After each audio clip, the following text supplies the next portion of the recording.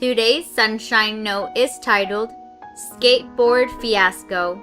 But God, being rich in mercy, because of the great love with which He loved us, even when we were dead in our trespasses, made us alive together with Christ.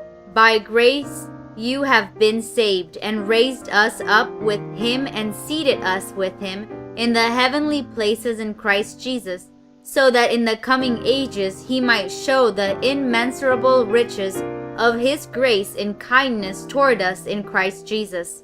Ephesians chapter 2, verse 4 through 7. When I was young, I wanted a skateboard more than any other thing that I had ever seen or experienced.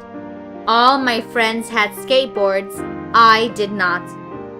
My two problems were: 1. My dad did not want to spend the money on a skateboard, and 2. My dad knew that I was lanky and uncoordinated.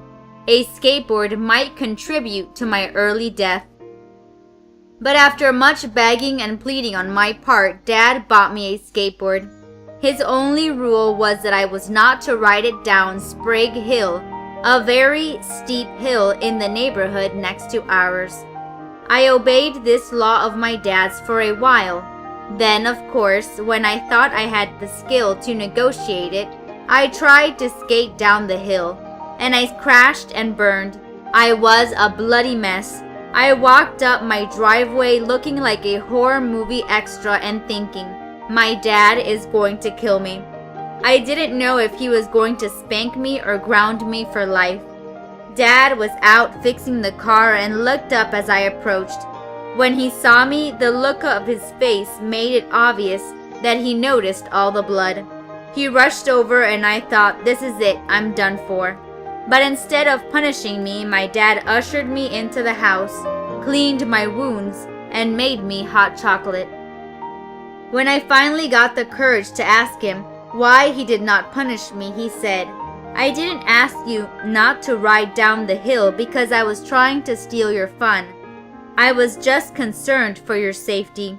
I am not going to punish you. You have already punished yourself. Son, I love you and I just want the best for you. This is how God sees you and me. He knows all the things we are going to do that misrepresent Him and fall short of our high calling. Yet forgiveness was in His heart for us before we were ever even born. That's grace, and it is ours free of charge. But God, being rich in mercy, because of the great love with which He loved us, even when we were dead in our trespasses, made us alive together with Christ. By grace you have been saved, and raised us up with Him and seated us with Him in the heavenly places in Christ Jesus, so that in the coming ages He might show the immeasurable riches of His grace and kindness towards us in Christ Jesus.